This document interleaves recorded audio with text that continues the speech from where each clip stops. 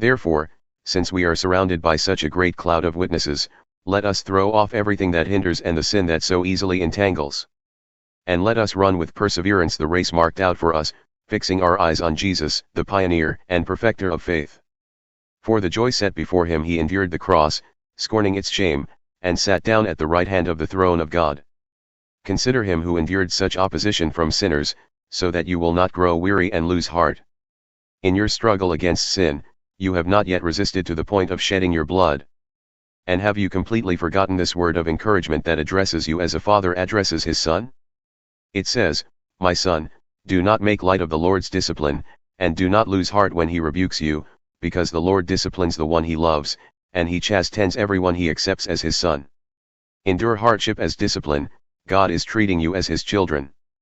For what children are not disciplined by their father?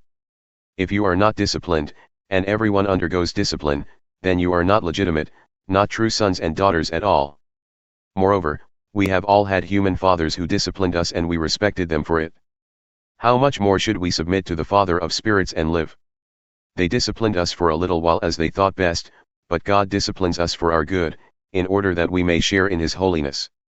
No discipline seems pleasant at the time, but painful. Later on, however, it produces a harvest of righteousness and peace for those who have been trained by it.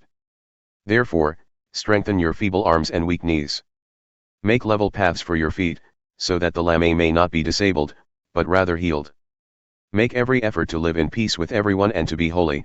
Without holiness no one will see the Lord. See to it that no one falls short of the grace of God and that no bitter root grows up to cause trouble and defile many. See that no one is sexually immoral, or is godless like Esau, who for a single meal sold his inheritance rights as the oldest son. Afterward, as you know, when he wanted to inherit this blessing, he was rejected. Even though he sought the blessing with tears, he could not change what he had done.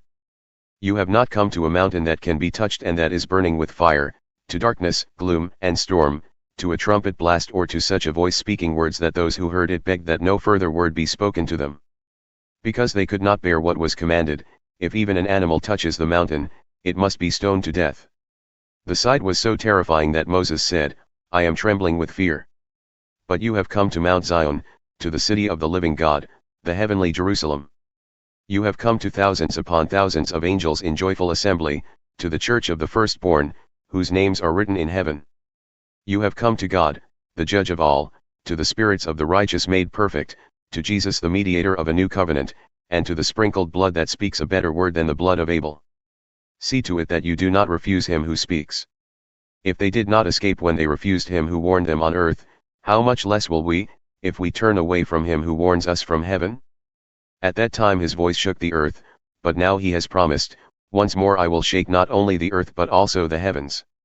The words "once more" indicate the removing of what can be shaken, that is, created things, so that what cannot be shaken may remain.